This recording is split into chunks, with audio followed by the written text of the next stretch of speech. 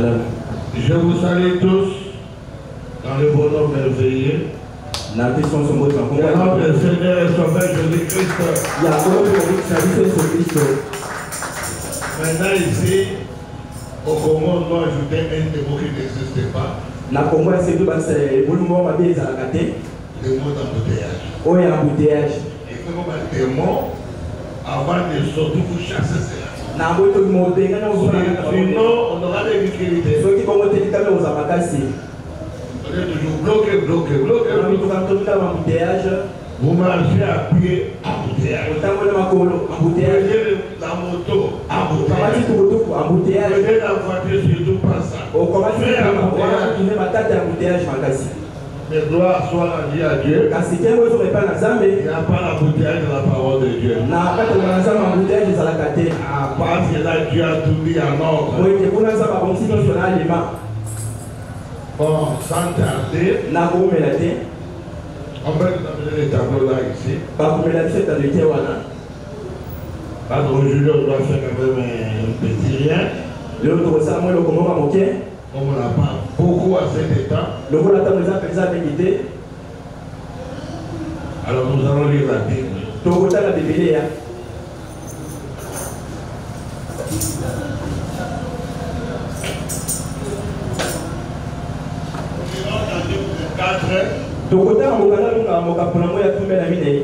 Sans oublier que les principales c'est Isaïe 53. Livre 24. Verset 44. Jésus dit, c'est là ce que je vous disais lorsque j'étais encore avec vous. Qu'il fallait que s'accomplisse tout ce qui est écrit de moi dans la loi de Moïse. Et dans les psaumes. Alors il a ouvert l'esprit afin qu'il comprisse les Écritures. Père bien-aimé, Dieu du ciel, créateur de toutes choses, donateur de tout don excellent, nous sommes venus pour te louer, Papa. Nous ne regardons pas l'embouteillage, nous regardons la parole de Dieu. Et la Bible dit là où deux ou trois sont réunis ton nom, tu es au milieu d'eux. Manifeste ta présence, Père. Bénis le pasteur, qu'il sorte de cet embouteillage. Bénis aussi, Seigneur, toute l'Église. Bénis cet enseignement. Pour la gloire de Dieu, au nom de Seigneur Jésus-Christ. Amen. Amen. Nous asseoir. Je crois aujourd'hui, je vais beaucoup lire.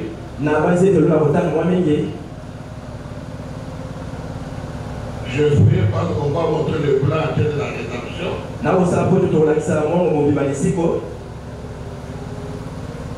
Voilà Adam est dans le jardin d'Éden. On avait vu Michel-Ange. Mais lorsque le chef-d'œuvre de Dieu est tombé, Dieu est entré au travail pour chercher pourquoi ils sont tombés. La première raison, ils étaient sous condition. Alliance conditionnelle. La deuxième, lorsque Dieu les a créés, ils n'avaient pas de fondement. Et la troisième, Dieu n'était pas entré en eux. Alors Dieu devait garder ces trois raisons. Donc il va encore recommander qu'il puisse penser à ça. Alors maintenant, ils étaient l'homme et la femme. Et Dieu a pris 4000 ans pour restaurer premièrement Adam. Alors comme Dieu avait su que Adam n'avait pas de fondement, alors Dieu en avait placé 4. Il a placé fondement de foi Abraham, fondement d'amour Fondement de grâce, Jacob. Le fondement de la perfection, c'est Joseph. C'est là où il y avait les gratitudes. Et Dieu a placé le fondement. Or, le fondement, ce sont les prophètes. Qu'est-ce que je dis? Le corps, ce sont les prophètes. Donc, en d'autres termes, c'est tout l'Ancien Testament qui doit former les rédempteurs. Alors, le Dieu c'était Moïse. Parce que lui qui a commencé avec les autres, il devait sortir. Et après, il y avait les autres prophètes. Et Jean-Baptiste c'était le coup. Jean-Baptiste coup. Et Jésus lui-même est venu comme la tête. Maintenant, c'était ça la pensée de Dieu. Adam n'était pas la pensée de Dieu. La pensée de Dieu, c'était seulement Christ. Or, nous tous, nous sommes en Christ. La pensée de Dieu, Dieu ne voyait qu'une seule personne. Il voyait seulement Jésus. C'est pourquoi même l'homme du temps de Sodome, lorsque Elohim allait visiter Abraham, c'était Dieu dans toute sa plénitude, dans la chair humaine, visitant Abraham. Mais le prophète dit, lorsque Dieu a terminé à travailler, le corps là est disparu. On ne verra plus ce corps là. Si le corps là est là, nous aurons des dieux. Le corps là devait disparaître. Maintenant, ça restait seulement les chaînes. C'est pourquoi dans Isaïe 42, verset 1, voici mon serviteur, voici mon chaîne. Comme Pilate coiffé, Pilate, il était en train de coiffer. Et tu es homme. Voici l'homme. Adam n'était pas l'homme. Adam était un homme. Adam n'était pas l'homme. Parce que l'homme, c'est la pensée parfaite de Dieu. Adam était seulement un échantillon. Mais Dieu voulait mettre pour nous donner à nous. Les choses, comment ça doit se passer. Les jardins d'Éden, vous avez le premier chapitre. Genèse 1, Genèse 2, Genèse 3. C'est ça l'idée. Lorsque là est tombé, vous allez remarquer. On ne va pas tout devoir. À la fin de la Bible, d'Apocalypse 19, 21, 22, Dieu a restauré les jardins. Dieu l'a restauré. Si Dieu nous fait, maintenant, remarquez, les corps ici, c'était des prophètes et des rois et des juges. En d'autres termes, la fondation, c'est Genèse. Le livre de la Genèse, à partir d'Abraham jusqu'à Joseph, c'est ça la Genèse. Et Exode, Moïse commence. Et chaque prophète était une partie de la parole. Alors lorsque l'ange a fait, Michel-Ange a fait son statue, il avait taillé.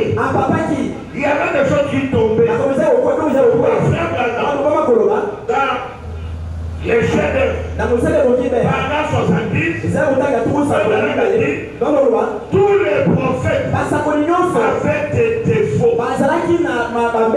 C'est pourquoi ils ne pouvaient pas entrer dans le corps de Christ sans pouvoir. Donc il n'était pas la parole. La parole doit construire le corps. Lorsque Moïse se fâcha, on n'entrera pas dans ce corps. Maintenant, je vais lire la prédication. Un prophète qui rougit.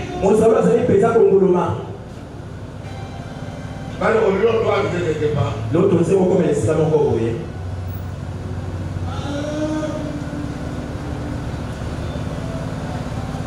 Prêcher. Ça, malheureusement, je ne vous avais pas donné ça. Le 25 novembre 1956 soir. Paragraphe 5. Le 25 novembre 56 soir. Paragraphe 5. C'est au début. C'est simple. Mais moi, pour gagner le temps, je commence au milieu. Le prophète dit ceci. Voilà. Là, c'est l'Ancien Testament.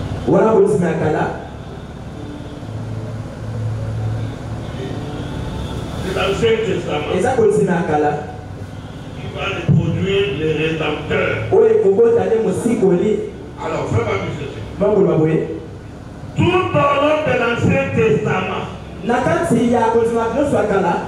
Donc vous commencez Genèse, Exode, Lévitique, Josué,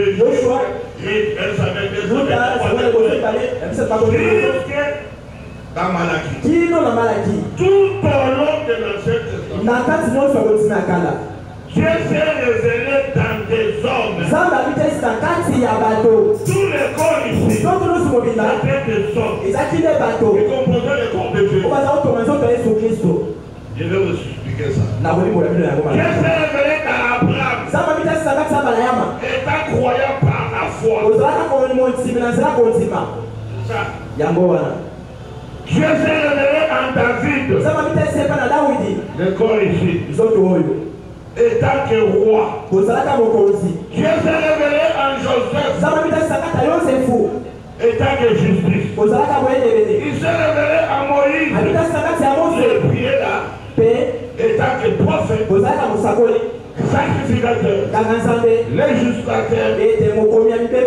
Il s'est révélé à travers les âges dans le prophète. Tout l'Ancien Testament. Dieu s'est révélé dans les prophètes, dans les rois, dans les législateurs. Il s'est toujours manifesté en portion. En portion. Si on dit que Moïse avait la plénitude, on considère seulement son âge. Il a la plénitude. Mais si on met encore, Moïse devient portion. Parce que c'est des portions là qui composaient le corps de ces jeunes. Il s'est toujours manifesté en portion.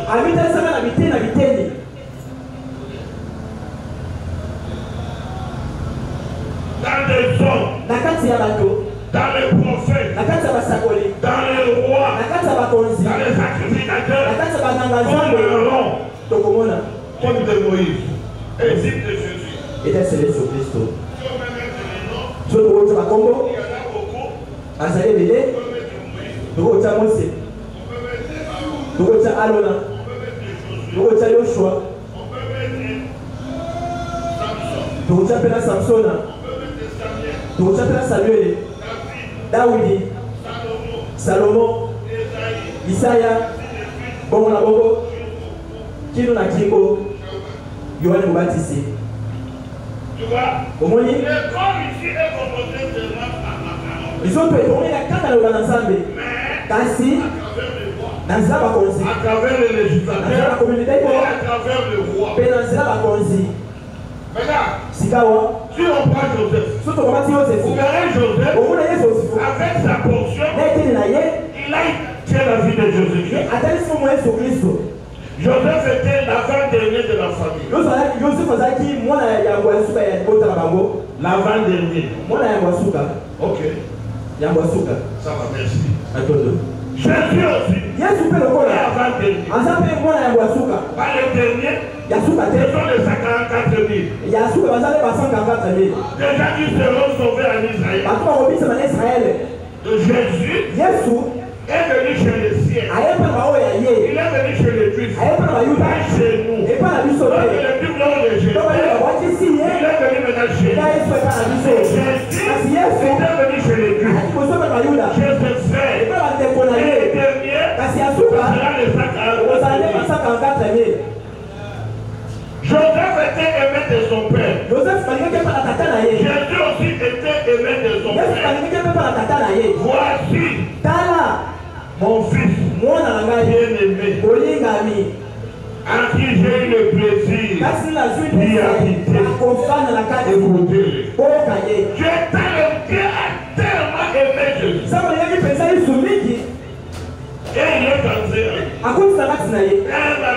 on a vendu Joseph. Je ne vais pas aller en détail. On a vendu Joseph comme on avait vendu Jésus. Et la concordance, celui qui a vendu Joseph, c'est Judas. Celui qui a vendu Jésus, c'est Judas. Quelle concordance? Judas. Et Joseph est allé maintenant chez Pharaon. Il est arrivé en Égypte. Il travaille chez Potiphar. Vous le savez l'histoire. Et après Joseph était en prison. Dans sa prison, il y avait des personnes. Un des chansons, celui qui donne les faits. Et Patassier. Et dans les deux, Joseph au milieu, les deux ont donné leur son. Alors Joseph a interprété. Voilà, les chansons. Le roi va te recevoir. Tu seras gracié. Tu rentreras dans ton corps. Et toi l'autre, on va te tuer. Jésus aussi dans la croix. Avec aussi des personnes. Il est sauvé. Et Joseph a marié une femme égyptienne. L'épouse de Jésus-Christ.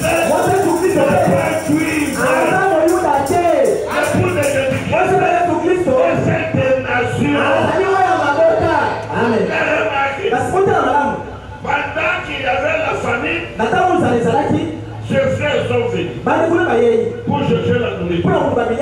Joseph ne connaissait plus. Il ne connaissait plus Joseph. C'est ce qui se passe. Jésus connaît ses frères. Personne ne les connaît pas. Pourquoi? Parce que Jésus parle maintenant l'Égyptien. Il parle maintenant notre langage. Il parle de cette honneur.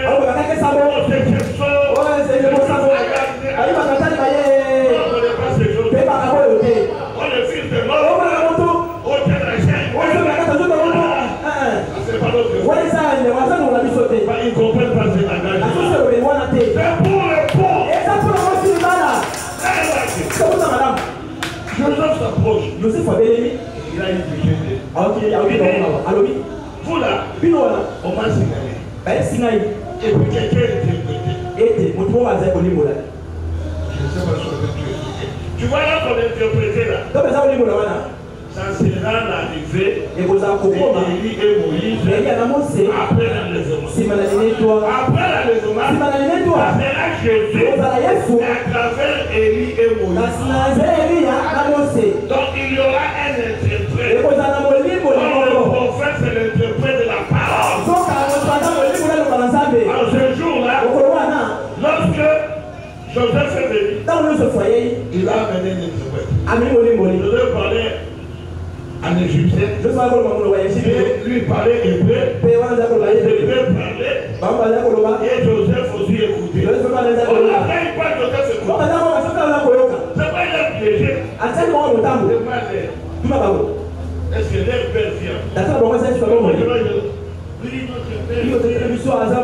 Joseph s'est Joseph a accepté. Il dit ton papa est. Ah, papa Zabo Moïse. Ok. Malamo.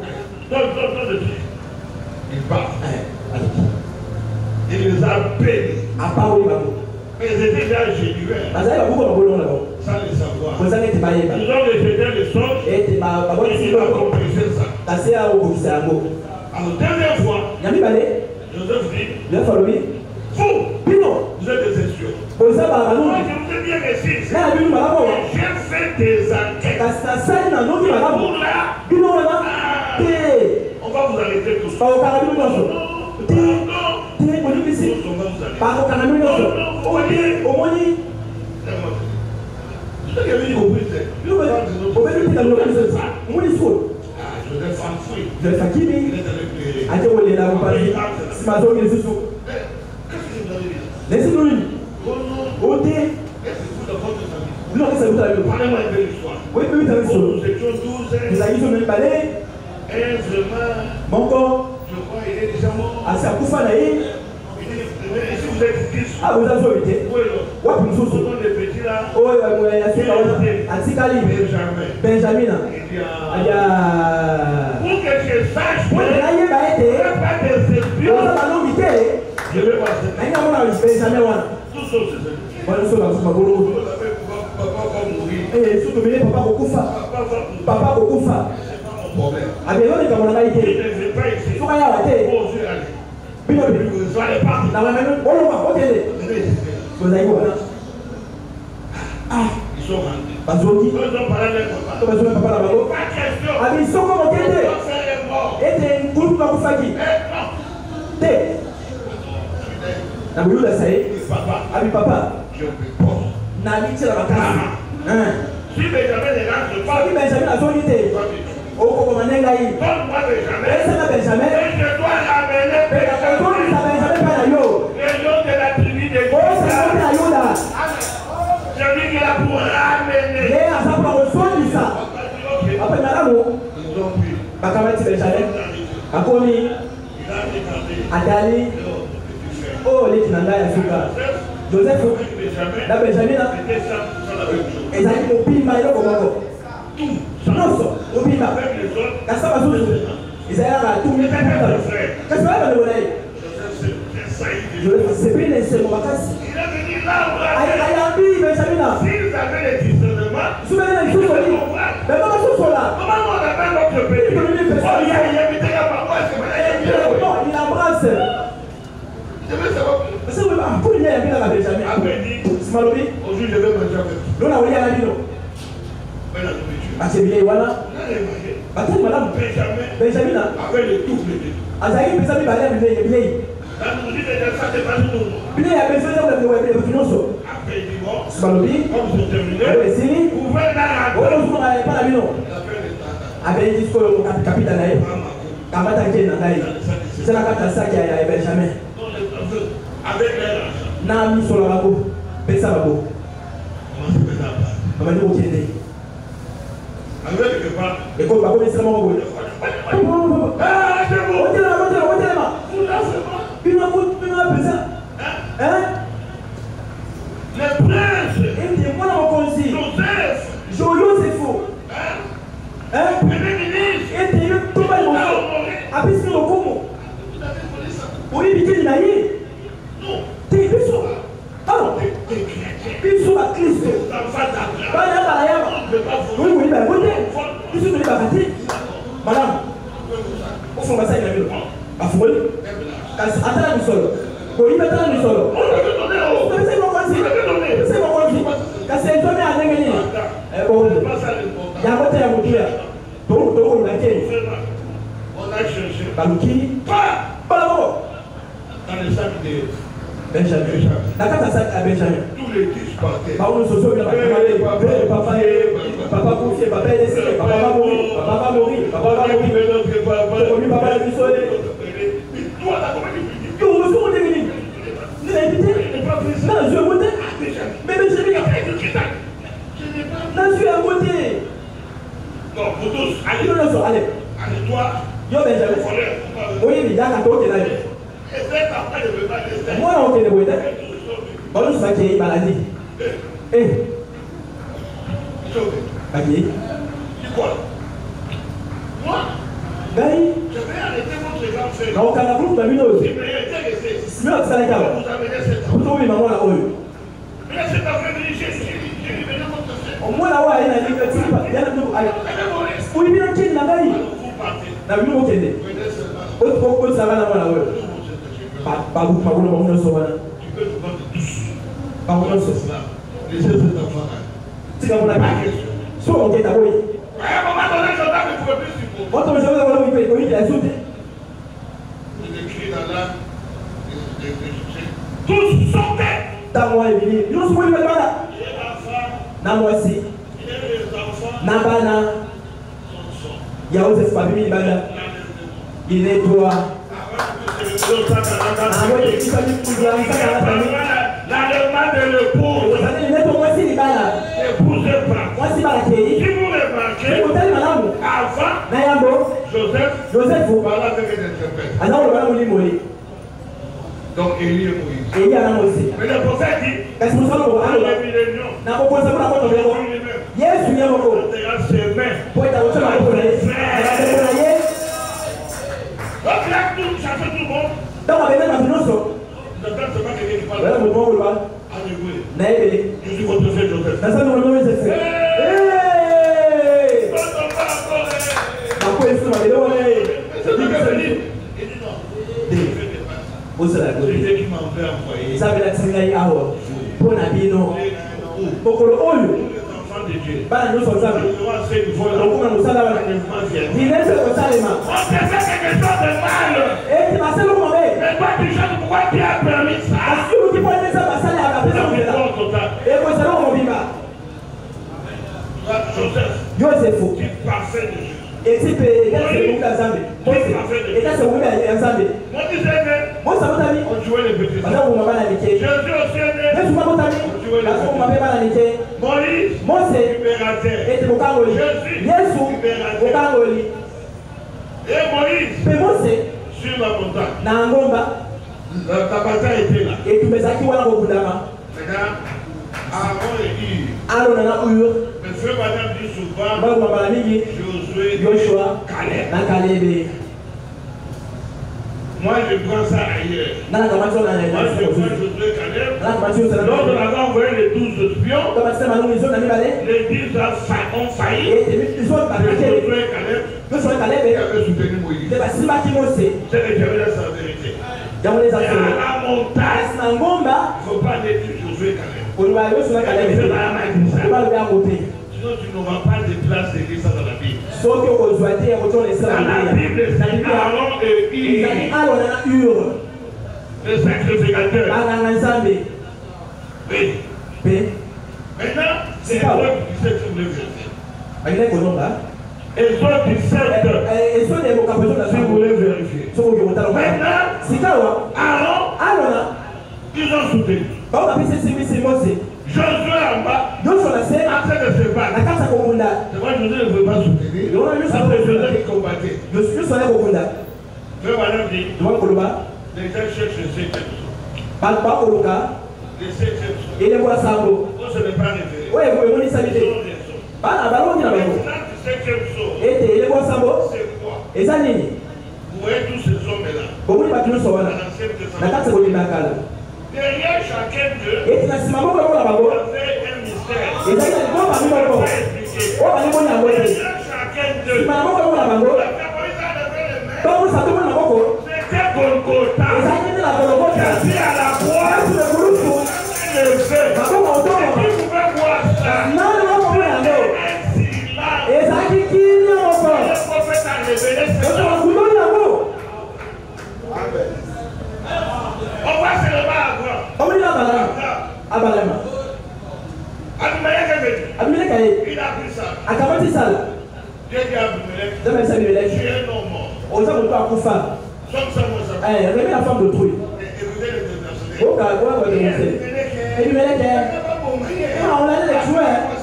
il a pris la femme d'autrui. Donc, on s'est attaqué à mot. la restitution aujourd'hui ça va. de l'arbre époux. Il y a un secteur aussi de bala. Donc, il s'est la femme d'autrui. Tout ce que les Gaza. Manso Gaza.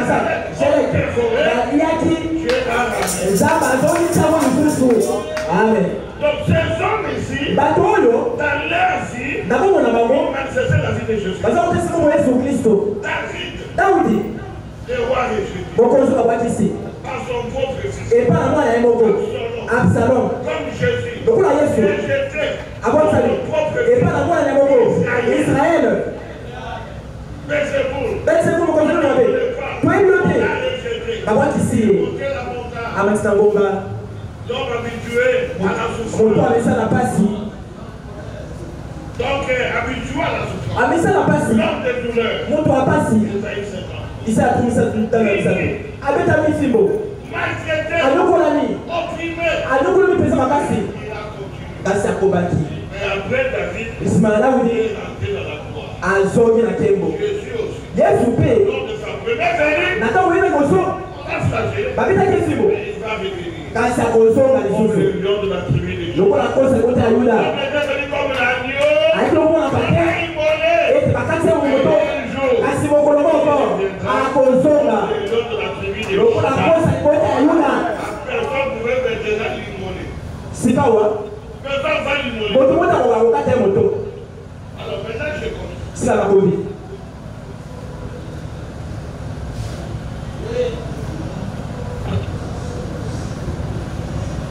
Toujours la même prédication. Akaba l'était à Mokola. Dans les prophètes, dans les rois, dans les sacrificateurs. La Fonsi, Banganazambe. Écoutez maintenant. En Christ, Quand c'est un Christ, il habita en lui la plénitude de la divinité corporellement. Il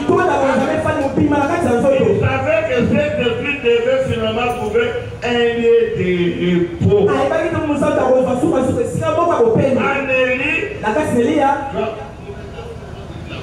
En Élie, il était l'homme de la justice de Dieu. Il estimait la justice de Dieu. En Moïse, il était un législateur. Soit vous obéissez, soit vous êtes retranché. Écoutez maintenant. J'ai été représenté dans toutes ces choses.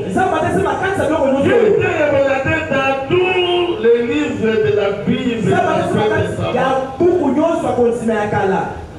Mais quand il est arrivé à Christ, celui-ci était parfait. Toute la plénitude de la divinité est reposée corporellement en Christ.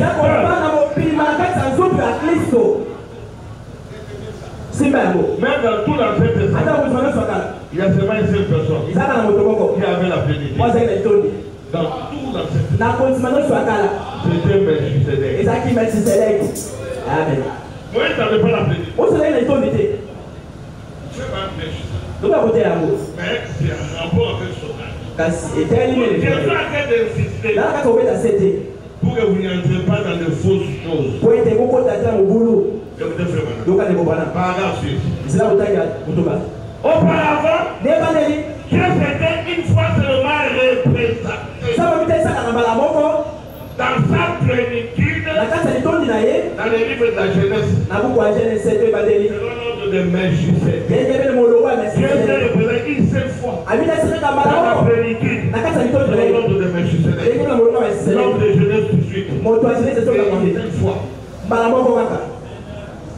Qui n'avait ni père ni mère, ni commencement de jour, ni fin d'année, ni fin de vie. Il était le sacrificateur. Roi de Salem, sacrificateur de Dieu très haut, qui n'avait ni commencement ni fin, qui n'était rien d'autre que la préfiguration du Seigneur Jésus-Christ.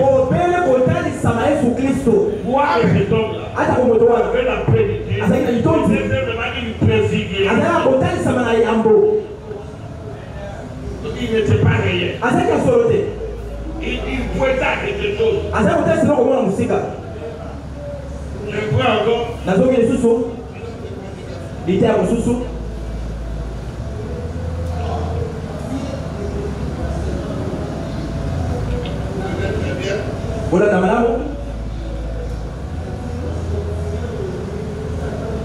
Pourquoi il fallait que ça soit les bergers?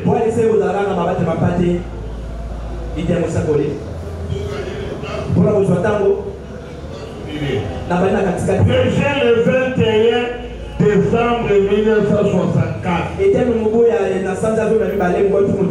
21 décembre 1964. Paragraphe 167.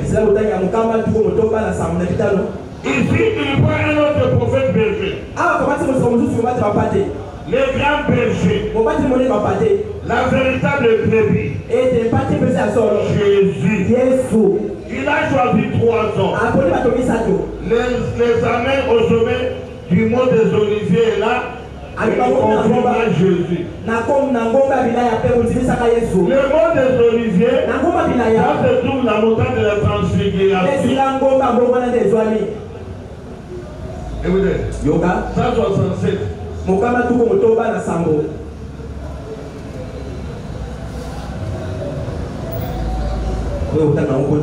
Il se sépara de toutes les autres personnes. Il dit, celui-ci est mon fils, vous l'avez écouté. Donc ils ont levé les cieux. Ils n'ont vu personne à part Jésus. Les trois sont devenus un. Et vous avez expliqué ça. Lui seul, c'est vrai. Il était le seul. Eh bien, cela règle la question à ce qui me concerne, voyez. Ça 168. La Shekinah. Sur le visage. Moïse était dans la présence de la Shekinah sur le mont Sinaï. Cela changea son visage. Moïse n'avait pas la plénitude. Lorsque Moïse est entré dans la gloire de la Shekinah, il a éclairé seulement son visage. Pas les bras, pas les pieds, pas le visage. Quand Moïse a pris le voile, il a caché son visage. Parce que la gloire de Dieu est toujours cachée. Il n'a pas caché ses bras, il n'a pas caché ses pieds, il a caché son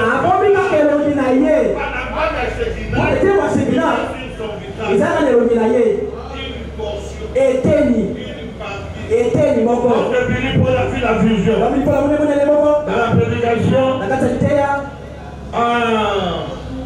et puis il ne le sait pas. Il lisait la vision de Billy Paul. Il a reçu son père. Il était dans la présence de Dieu. Il était seulement le visage. Il brillait. Dans tous les corps. La dame aussi.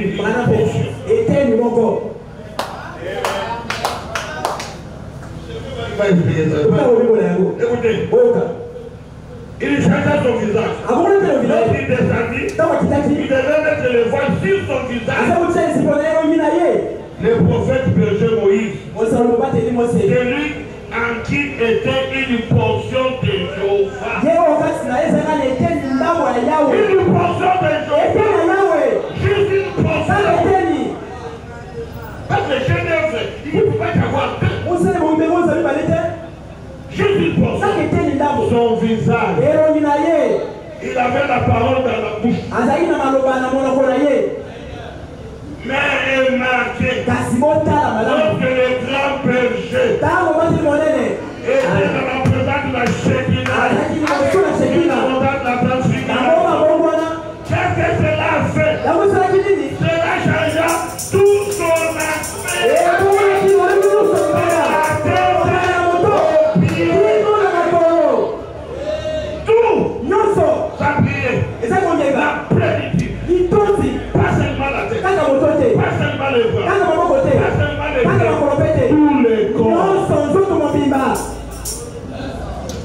Ah, merci, Dieu nous a envoyé un grand prophète. Écoutez, il n'était pas juste une portion de Dieu. Il était tout Dieu. Il était Emmanuel.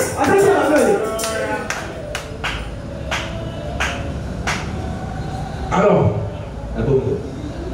dans nos 15 minutes qui restent là, je vais vous montrer une chose. Écoutez, l'homme ici, c'est le chef-d'œuvre. On l'a frappé au calvaire. Il a produit une épouse. L'épouse, voici le bala. le fondement, c'est les prophètes Mon beau est à ma et sacolie. les apôtres. Pena Bantoma.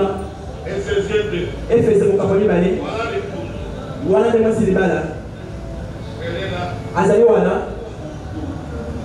Sortie de cet homme ici. Abimi na ubali oyo. Maintenant, suivez. Sika Rolanda. La prédication. La catalité. Christo. Révélé dans son propre. Non. Christ est le mystère de Dieu. Christo, on a dit bon bani ensemble. Là, je ne lis plus. Voilà où t'as gâté. Ce sont des prédications. Vous lisez cela. Christ est le mystère de Dieu révélé. Prêché le 28 juillet 63. Frère Branham me dit, Dieu dans sa pensée, il avait seulement un seul but en vue. D'abord, je lis ça. Quand je vais lire. Paragraphe 107. J'ai déjà donné l'année. Le 28 juillet 63. Écoutez. Il a montré ou révélé cela dans chaque type qui se trouve dans la Bible. Comment Jésus va venir. Il a montré ça ou révélé cela dans chaque type qui se trouve dans la Bible. Par conséquent, la Bible entière, de la Genèse donc à l'Apocalypse, la Bible entière est la révélation du mystère de Dieu en Christ. La Bible entière est une expression d'un seul but.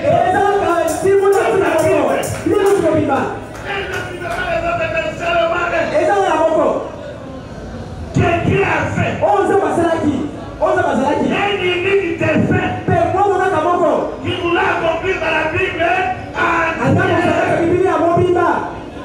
Tous les actes des croyants dans la Bible ont été des types. Il exprimait les grands buts de Dieu. Maintenant, ce dernier jour, il a révélé et montré avec l'aide de Dieu. Vous verrez cela juste sur ce matin. Ce que le Seigneur avait depuis toujours dans sa pensée. Il a écrit. Avec sa main seule. Dieu avec sa main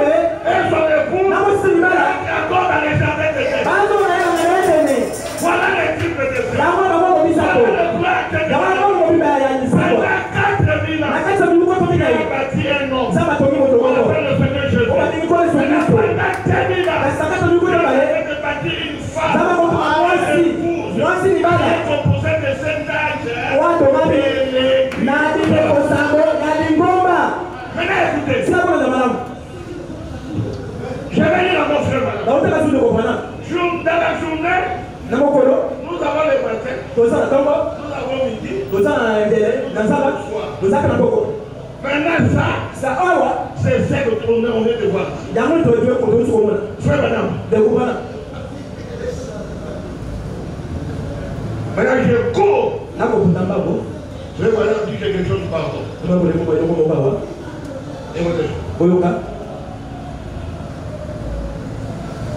La prédication. Rendre service à Dieu en dehors de sa volonté. Prêcher dimanche le 18 juillet 65 matin. Là, je vous avais donné. Rendre service à à Dieu en dehors de sa volonté. Et ce dimanche, le 18 juillet, 65 matin, paragraphe 177. La parole, le message du soir, doit produire des résultats du soir. Quand c'est le message du soir, il va interpréter. Le message du soir doit s'émettre des semences du soir. Pas des semences ce matin.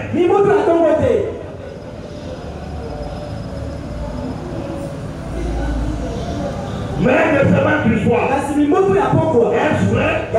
Le spectacle est divisé. Ces semences d'autrefois étaient dénominationnelles. Elles sont mortes en péri. Le message du temps du soir révélera la lumière du temps du soir. Et il produira les résultats du temps du soir. Le message du temps du soir. Le temps de Jésus. Le message du midi a produit les résultats du midi. La création. Lorsque Jésus est venu, c'était midi. La création de Dieu. Il continue. Le message du commencement a produit les résultats du commencement. Il a produit la création. Le message du matin, le commencement a créé la création. Les animaux, Adam et Ève, le message du matin, ils sont tombés. Mais Dieu a commencé. Écoutez, frère, il a créé son fils à son image à midi. Depuis qu'ils sont tombés le matin, il était en travail. Il a créé son fils à midi. Gloire à Dieu. Je me sens religieux. Vers le soir, il crée une épouse. Pourquoi? Par sa parole. Donc la création tout entière n'a qu'un jour. Nous avons le matin la création d'Adam et Ève. À midi, Adam restaure. Le dernier Adam, le second Adam, le Seigneur Jésus-Christ. Et le soir, c'est son époux. Vous savez pourquoi le soir? Parce que lorsque Jésus est venu à midi, il y avait une femme de midi. Mais cette femme est tombée à lycée. On ne peut plus parler d'elle. Dieu va encore créer une femme faire le soir. Voilà pourquoi il doit amener à Apocalypse chapitre 10. Verset 30. Malachie 4. Zacharie 14. Ce sont des promesses pour former l'époux dans le soir. Écoutez le prophète. Écoutez le prophète. Je vais vous montrer encore quelque chose. Ah, Seigneur. Le plan est toujours dans la rédemption. Nous sommes là. Je vais vous montrer encore quelque chose. Suivez très bien. Si vous ne comprenez pas, vous allez suivre encore. Tournez les regards vers Jésus. Écoutez. Prêché le 22 janvier 1964. Paragraphe 9. 10 à 11.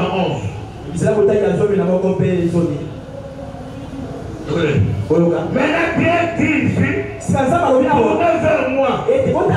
Je suis Dieu. La pointe d'autre. Je me demande, dans un temps comme celui dans lequel nous vivons, maintenant, à quoi devons-nous regarder qui pourrait être plus solide que Dieu? Dieu est la parole. Et si regardez à la parole, regardez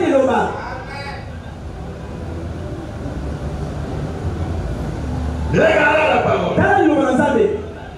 De Dieu aujourd'hui yanza mbele oyo pour avoir la réponse. pour être yano La Bible a la réponse pour aujourd'hui. Biblia zana yano kuna mbele oyo Elle a eu pour les autres époques. ça n'a pas yano kuna matao akala Elle a pour toujours. ça yano matao noso Parce que c'est Christ. pour que ça Le même hier. Aujourd'hui et éternellement. 11. La Bible a la réponse. Parce que la Bible est la révélation de Jésus-Christ qui s'est révélé depuis avant la fondation du monde. Vous êtes avec moi? Dans l'éternité. Par l'agneau a été immolé avant la fondation du monde. Il continue. Il a été révélé sous la forme des prophètes. Il a été révélé sous la forme des rois. David, Salomon. Il a été révélé sous forme de législateurs. Samson, des juges. Parce que ce qu'il est, c'est ce qu'il est roi.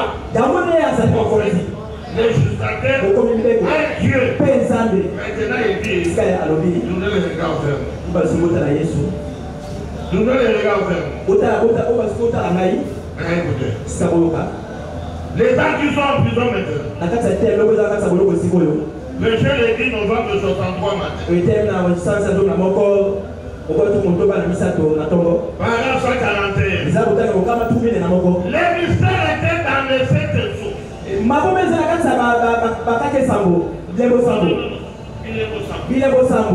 Quand ces 7 sceaux s'ils ouverts, la Bible a bien souffert. Pas les 6 sceaux. Les 7 sceaux étaient scellés de 7 mystères. Votre pasteur parlera de ça que nous connaissons tous bien. Dans ces 7 sceaux, étaient contenus les mystères singuliers. Les mystères entiers de cela. C'était quoi? C'était le livre de la rédemption.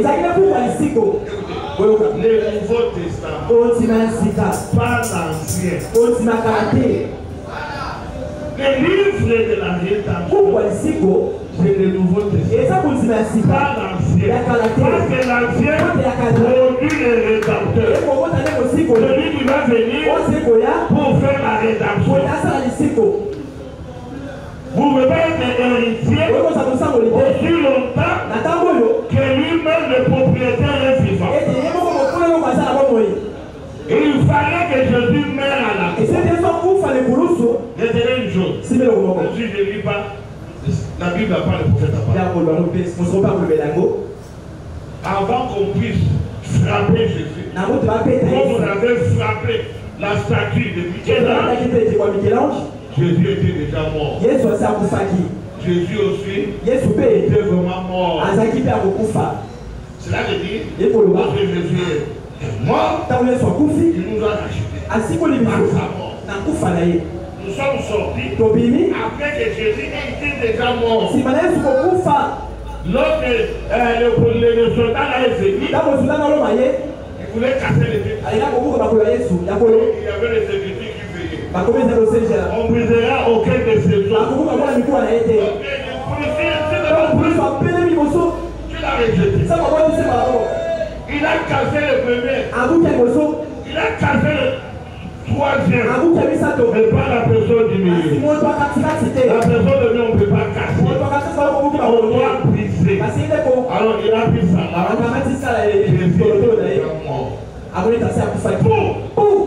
L'eau est sortie. Les sangs sont sortis. C'était la naissance. Et l'épouse. Et l'épouse est rachetée par la mort de l'homme. Quand il a dit tout est accompli, l'épouse n'était pas encore sortie. L'épouse est sortie après. Très important.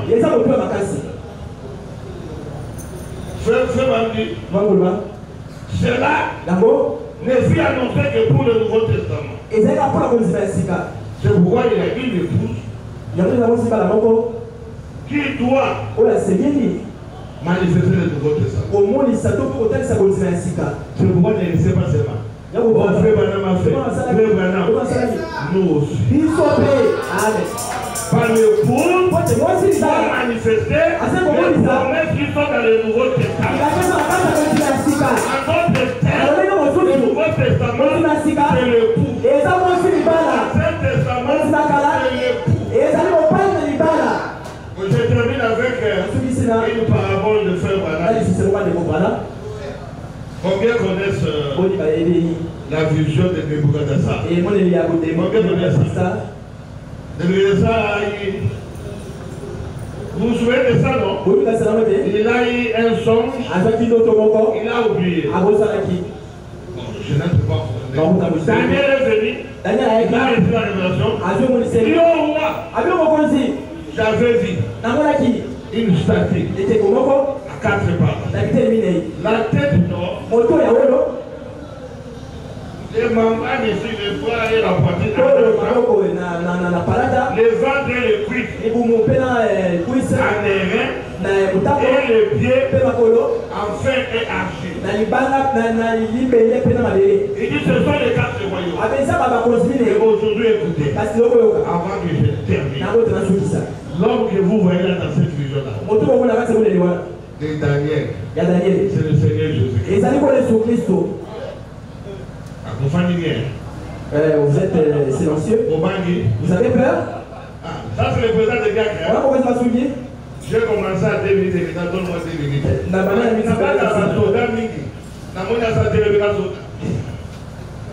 Alors, on termine là. Je vais vous lire ça.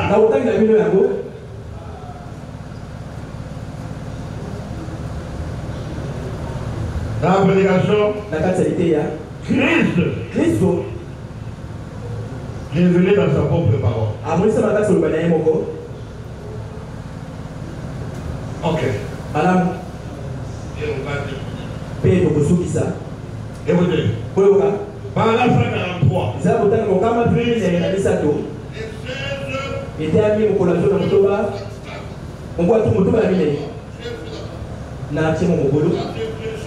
Le 22 août 65 matin. Le 22 août 65 matin. Par la 143. Et on va terminer là. Pour continuer le dimanche. Parler du mariage. Parce que notre pasteur doit renouveler son vœu. On parlera du mariage de ces 2 jeunes là. On sera maintenant racheter Lusanga. Et Maman Lusanga. Parce que Frère Branham dit tous nous sommes des chefs-d'œuvre. On sera les chefs-d'œuvre de certaines personnes. Alors écoutez. On termine là. Encore 18. Mais je lui ai demandé pardon. Si je dis on termine là. Écoutez maintenant. Toute la Bible est la révélation de Jésus-Christ. Je voyais vous allez dire amen. Toute la Bible est la révélation de Jésus-Christ. Se faisant connaître à chaque âge. Il fait faire connaître autant de litères. Et tant que fondement.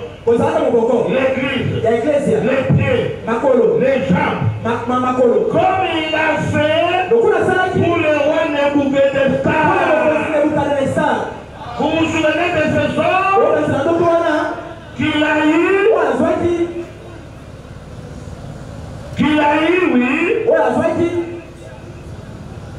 Cela partait de la tête vers le bas.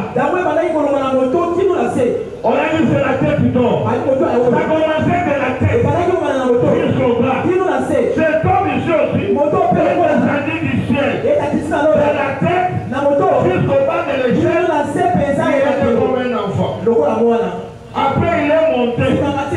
Il viendra comme ça. Et commencera à monter. Le problème m'en parle. Et je termine là.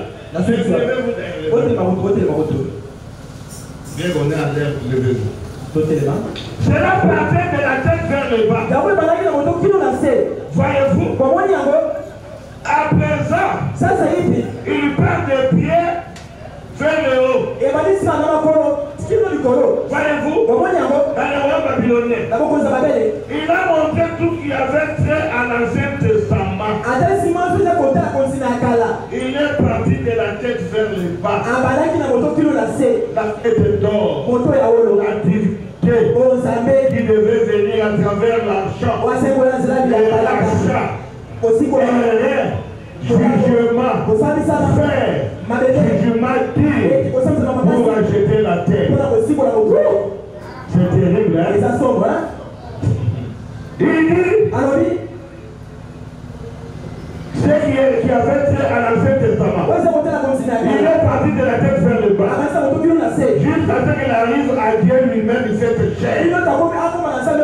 Au pied de l'échelle. Maintenant, ici, dans le Nouveau Testament, il se relève une fois de plus jusqu'à la tête de nouveau. La tête donc qui doit être couronnée. Voyez-vous? Nécessitez-vous bien. Voyez-vous? Dieu était au commencement. Il est continuellement descendu à travers les prophètes. Jusqu'à ce que Dieu lui-même est devenu humain comme nous. Jusqu'au bas de l'échelle. Un bébé. Né dans une crèche. Détesté. Rejeté. Méprisé.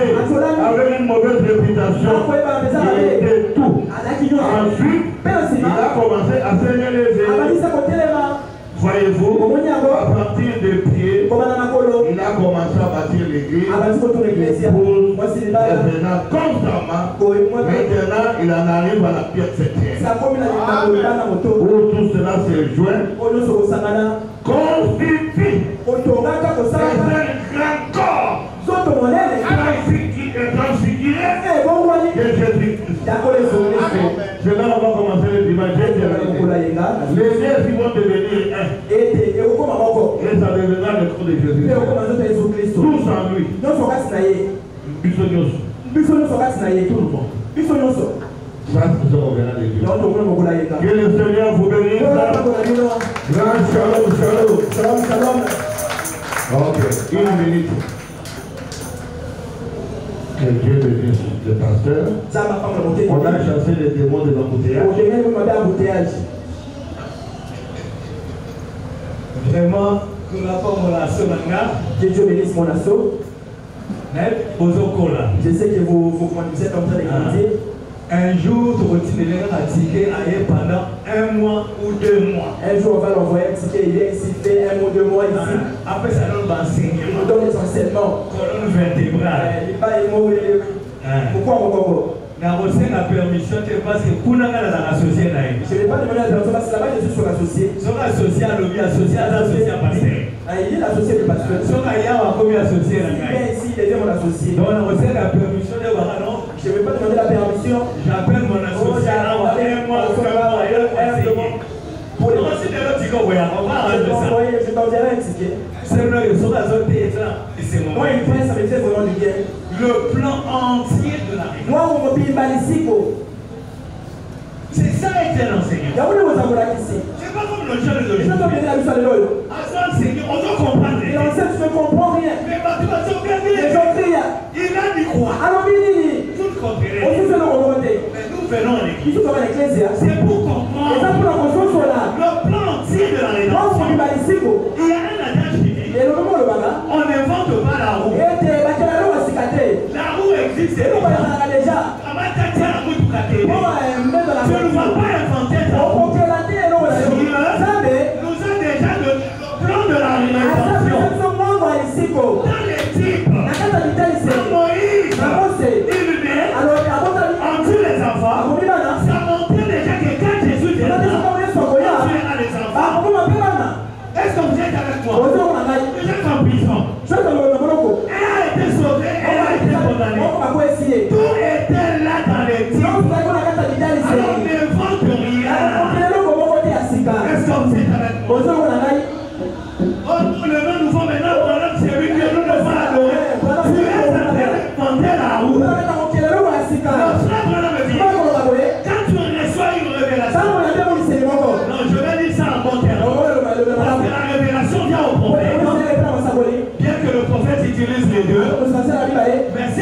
dit c'est que nous comme prédicateurs, nous sommes en droit de recevoir des inspirations. Et quand tu reçois l'inspiration, ramène le sang de la Bible. Ramène dans le message de Genèse Apocalypse. Les prédications de frère, ça doit se marier. Là vous avancez. Mais quand ça cloche quelque part, la même dit, mettez ça de côté. Ne créez rien. Dieu a tout montré. Sur le plan de la rédemption, sa Genèse Apocalypse, tout doit se marier. Oh, gloire à Dieu. Et l'épouse est sortie. Et l'épouse d'aujourd'hui ne tombera plus. C'est pourquoi Somme ça ne deviendra jamais. On n'a pas parlé des tabernacles. Peut devenir une dénomination. Si vous sortez du message, vous mettez racheter la bouteille. Le jour où vous prenez quelqu'un, vous confirmez son message. Vous mourrez ce jour. Le temps des pasteurs est terminé. Le temps de notre église est terminé. C'est le temps du message.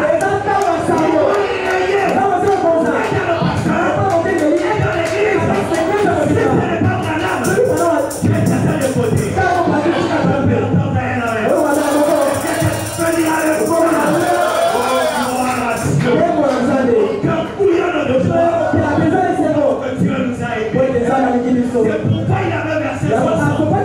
C'était notre chef-d'œuvre. Le problème de ton salut. N'en discute jamais. Discutez sur la guérison de l'autre chose. Pour le salut. C'est avec moi. Je ne discute jamais sur mon salut. Je suis sauvé. Je suis sauvé. J'étais mauvais. Obéissez ça. Dieu ne peut pas te sauver au plus vieux. Il attend de te récupérer. Tu es sauvé. Tu paieras pour le péché. La vie est dernière. Je peux attendre ailleurs. Que le Seigneur me sauve. Je crois que nous entrons dans une autre sphère. C'est ça dans mon cœur. L'année prochaine, nous allons totaliser. Nous allons commencer à croquer les os. Et je n'ai confiance qu'à mon assaut. Ceux qui à terre, qui n'a voyagé dans l'église. Je vais voyager, je reste l'église. Parce que nous sommes nous c'est Brianna. C'est que Brianna. Pas ton interprétation. C'est que Brianna. Si je fais je lui. Sur la ligne à la nef. Il va dormir. Avec un racheté, il restera dans le monde. Il ne créera pas les autres. Est-ce que ce lot il a fait du bien? C'est que moi je vous ai aïe. Mais à l'une autre aussi, on continue. La lutte qu'on a pris, on va continuer avec ça. Car à dimanche T, vous soyez le premier. Comme ça vous allez attirer les autres. Pour qu'ils comprennent ce que sang de Jésus. C'est ce qui nous a sauvés. Et en Jésus, il y avait la plénitude de la divinité. Amen. Me dit, chaque fois que vous voulez parler de la divinité, regardez Abraham. Regardez à Jésus. Amen. C'est lui notre sauveur. Je sais ce que le sang. Je sais ce que le sang pour moi. Oubliez la musique, ils ne sont pas là. Toi chante.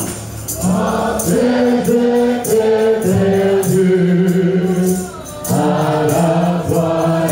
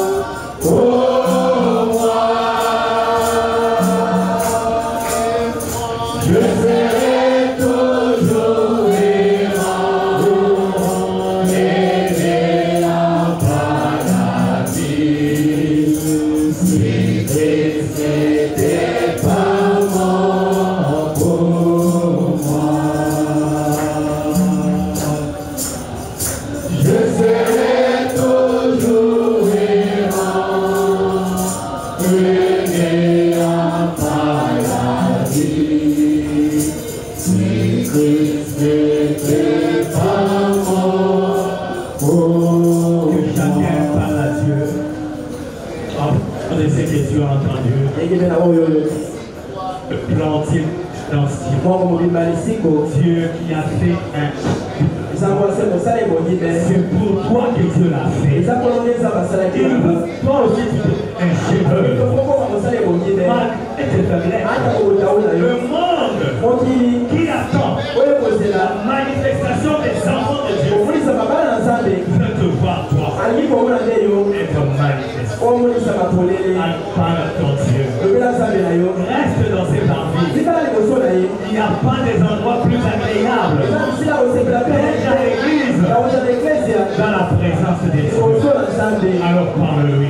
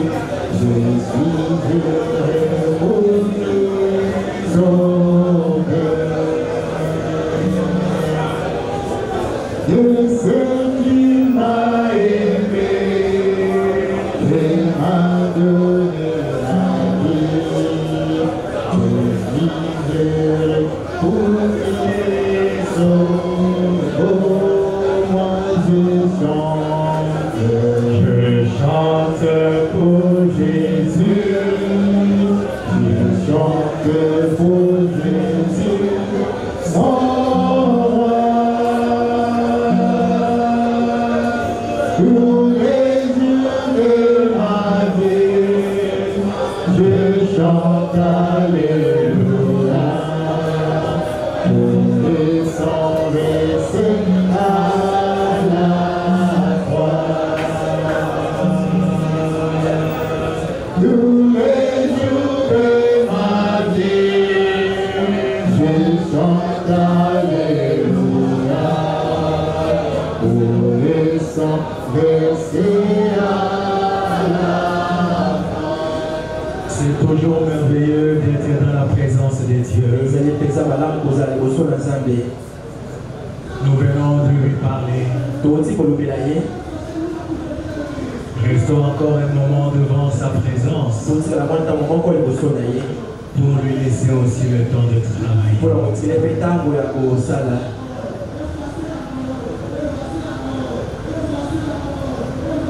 La sensation que tu peux sentir, c'est Dieu. Il veut te toucher d'une touche spéciale. Il veut répondre à ta requête. Il veut que tu aies la solution. Il veut enlever la maladie. Il veut te garder en il veut que tu démarres dans la foi. Mais souvent, quand nous nous prions, nous disons Amen. Nous nous levons pour partir. Mais le prophète dit, restez encore un moment pour lui laisser aussi le temps d'agir, le temps de te parler, le temps de te toucher, le temps de te changer, le temps de faire quelque chose pour toi. Alors restons encore dans sa présence. Pendant que j'appelle l'homme de Dieu Joe à venir terminer notre rêve.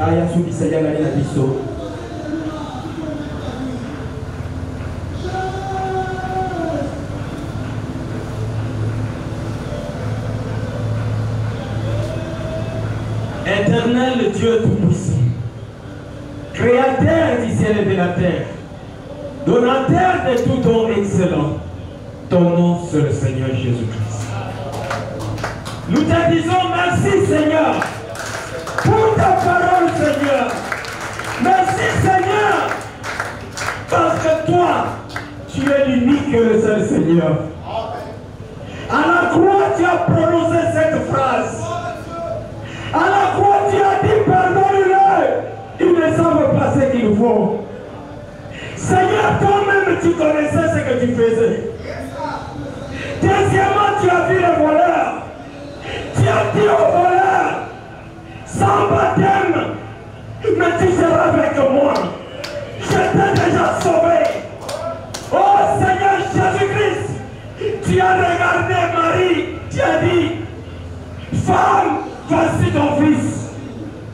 Quatrièmement, le prophète a dit, c'est nous qui parlons en Christ. Nous avons crié, mon Dieu, pourquoi nous as-tu abandonnés? Parce que ce sont nos péchés que toi tu t'es chargé. Merci Seigneur Jésus-Christ, parce que tu prononces la cinquième parole, que toi tu avais soif étant un homme, mais toi-même tu étais la vie. Seigneur Jésus-Christ, tu as dit tout est accompli, c'est à la croix. Et après, tu as remis ton esprit, afin que nous nous le recevons. Nous t'adorons, nous te louons, nous te glorifions, Seigneur Jésus-Christ. Tu es le même hier, aujourd'hui, éternellement. Bénis ton serviteur de nous avoir, oh Dieu, nourri de ta parole. Fortifie-lui davantage.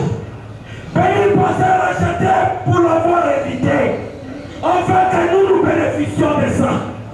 Seigneur, maintenant cette parole, nous ne serons pas de vivre sans toi. Viens Seigneur, ancre cela dans nos âmes, afin que nous puissions vivre cette parole. Seigneur Jésus, nous te rendons gloire. Sois au milieu de nous.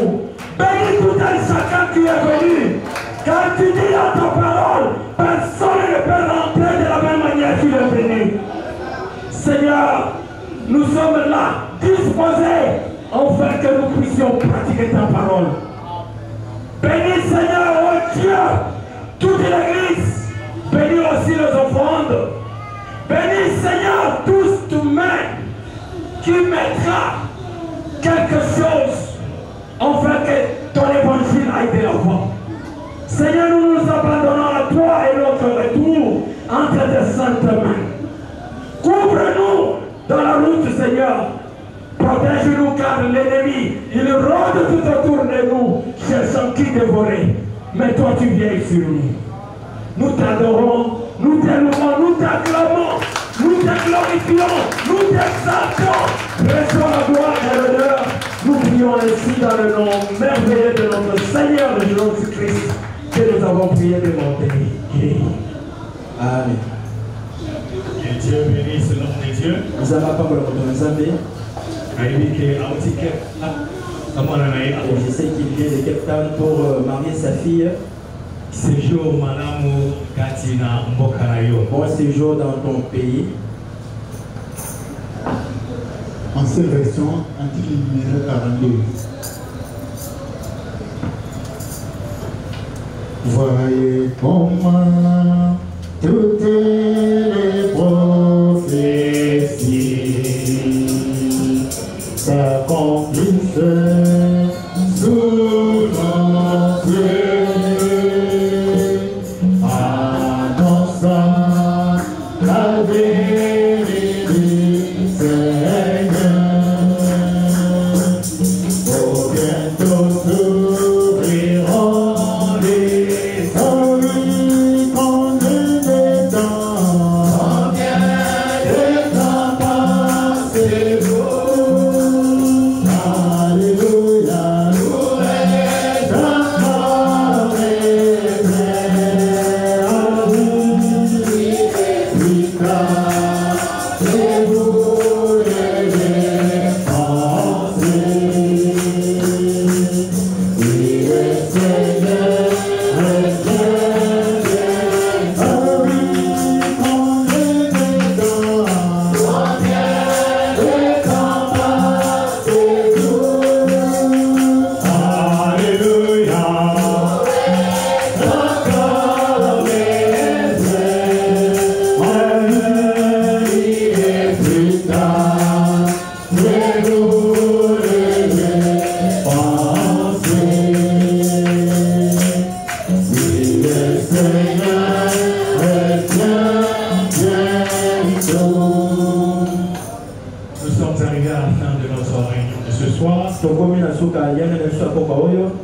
On a même terminé avec 2 minutes d'avance.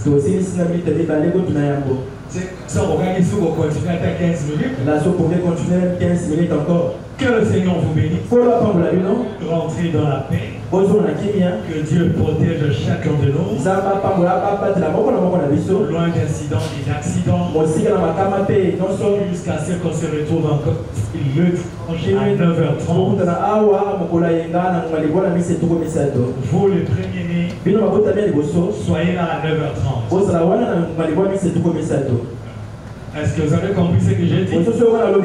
Ok, que le Seigneur vous bénisse. Salut ton frère, salut ta soeur. J'étais content de te voir à l'église ce soir. Dieu te bénisse. Ok, on va chanter et puis l'honorable Kaya nous donnera le chemin.